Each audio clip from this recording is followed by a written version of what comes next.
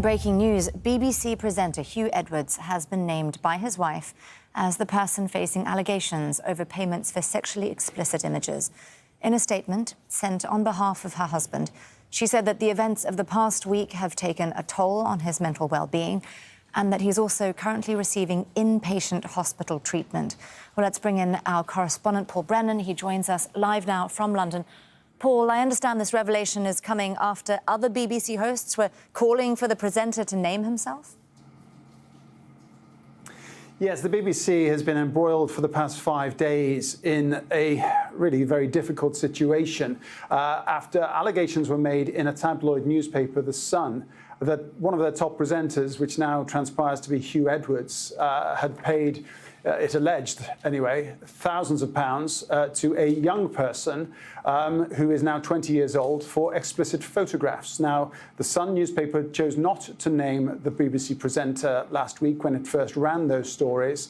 And there has been an actual lack of fact in much of the speculation surrounding that. That said, though, HUW Edwards' name was being mentioned very early on the internet, on social media, and pressure was mounting for him to either announce himself that he was the person involved or for the BBC or The Sun to name him. Well, the statement that has been issued in the last hour puts some, tragic context on this whole episode. His wife has issued a statement saying that she's issued a statement on his behalf, primarily out of concern for his mental well-being and for the children. HUW is suffering from serious mental issues and has suffered severe depression in recent years. He's now receiving inpatient hospital care where he will stay for the foreseeable future. Once well enough to do so, he intends to respond to the stories that have been published. The statement goes on, in the circumstances and given HUW's condition, I would like to ask that the privacy of the family and everyone else caught up in these upsetting events is respected. I know that HUW is deeply sorry that so many colleagues have been impacted. We hope that this statement will bring that to an end. Paul, I see, though, that the Metropolitan Police is also saying that there's no evidence that any kind of criminal offence has been committed and there has been some kind of an inquiry. That's correct.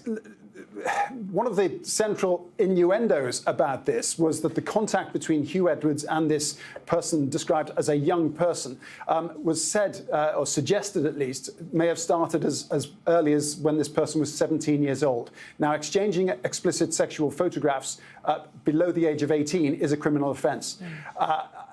There was no evidence put forward to prove that, simply suggested by the Sun newspaper. And the police have now looked at it.